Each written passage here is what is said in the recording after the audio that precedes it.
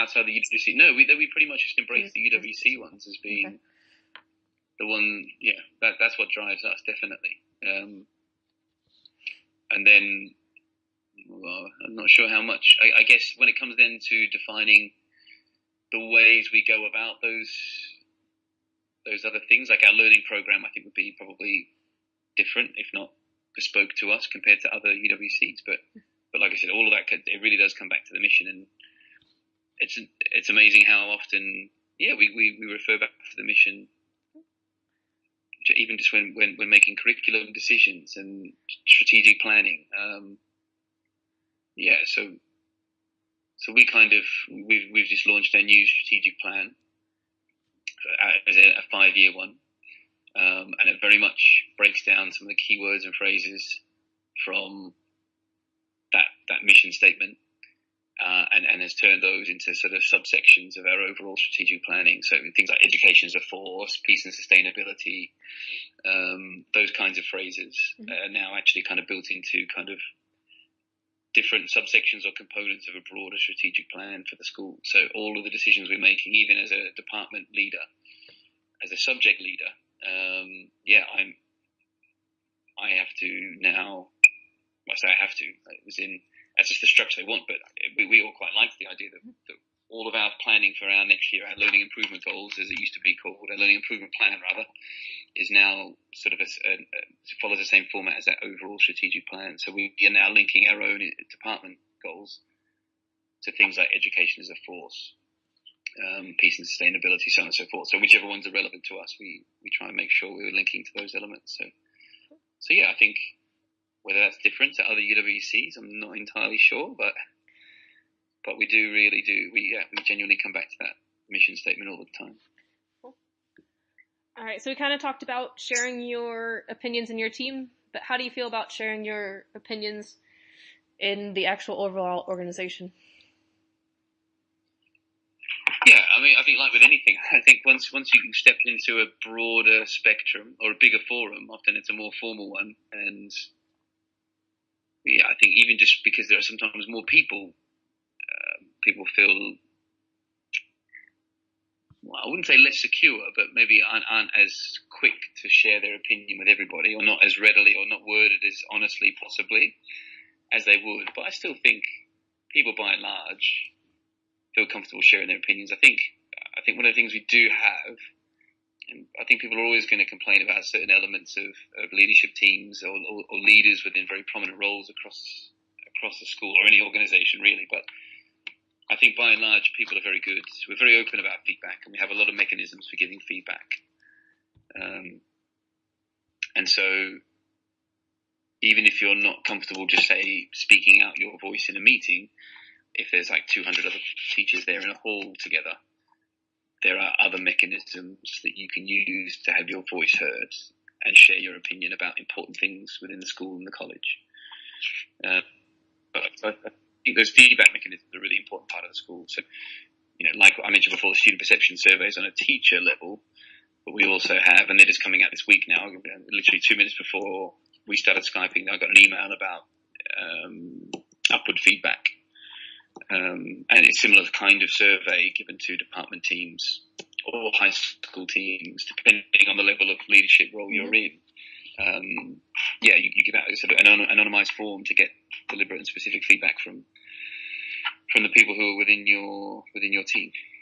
Cool. Do you feel like anything's done with that feedback at the organizational level?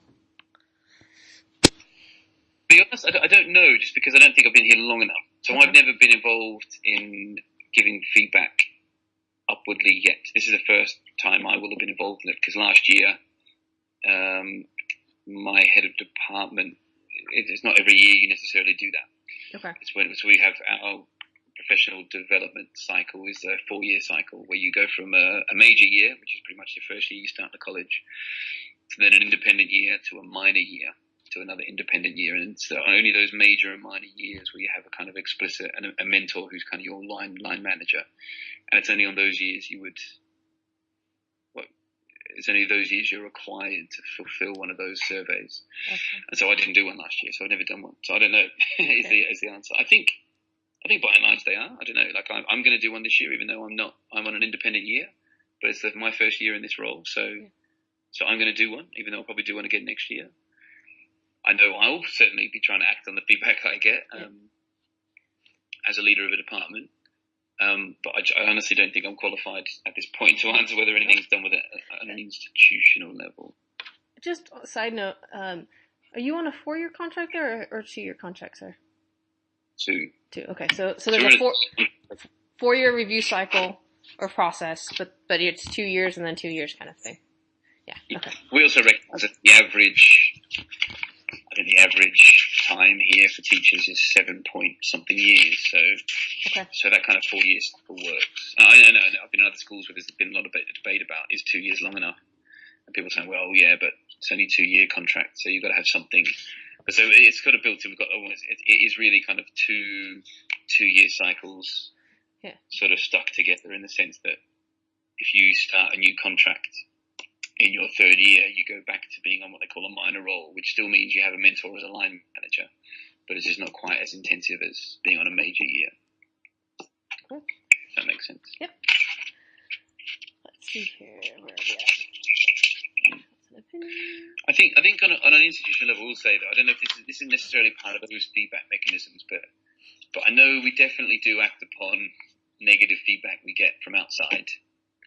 So I know for a fact. So when we had the IB come in for their 5-year review, because we're quite an established IB school, we're often quite heavily involved in trialling new things and new projects, and often when the new course syllabus comes out for each subject, we're often one of the first schools that get invited to do trial assessments and things like that. So the IB came and did a bit of a bespoke review for us about our learner profile, essentially, and that was why we have concept-based teaching and learning as one of the prime areas of focus for us here, is because that was the most negative feedback we got from them, was like, we love everything you're doing with your learner profile. The only difference is, and we completely agree that concept-based teaching and learning should be the thing, but we just don't see that on a daily basis in your lessons. And so that immediately, that was kind of like in November, I think, of 2016, maybe a bit later, maybe it was January 2017. And then, so by the end of that year, on a departmental level, we'd already started to rewrite our curriculum to fit concept-based teaching and learning better. They'd already set up the goals for the strategic plan for the high school or Dover campus improvement plan, already had concept-based teaching and learning at the heart of the strategies or the goals. So we definitely do that. The same thing, the year before we arrived, they had like an external, someone come in and do a safeguarding audit, and they basically failed us. And it was one of the first things I was really impressed by when I was on my orientation course. The head of campus at the time straight away was very much said, we're rubbish at this thing. We can pass this external agency's very, loose test. And so that's also one of the things that's the mainstay of us trying to get better. Cool. To what extent do you feel the organization's decisions reflect your expectations? Reflect my expectations. I'm not sure. I don't think I can answer that I don't think I feel that comfortable saying overall like one response to that, because I think there are so many little and very big decisions that are made that I would say sometimes I'm quite surprised. Mm-hmm. Other times I'm not very surprised at all. Well, how involved do you feel in the decisions? Or should we go? I guess it depends. It depends on the kind of the nature of the decision, because on huge, how do I say? So, yeah, on like campus level decisions, not massively, but I'm one of the stupid number, there are hundreds of us here as teachers, so I don't know how feasible that would be when it comes to like the teams I'm in. So I mean, I didn't mention, but obviously I'm part of what they call the high school academic leadership team, which is essentially all the heads of department. So I do feel like I have a lot of say in decisions that are made on that level. Mm-hmm. But as a whole campus, yeah, that's a bit different. But still, I mean, I mean, just last week I was involved. We've got our deputy heads of campus is leaving, and they've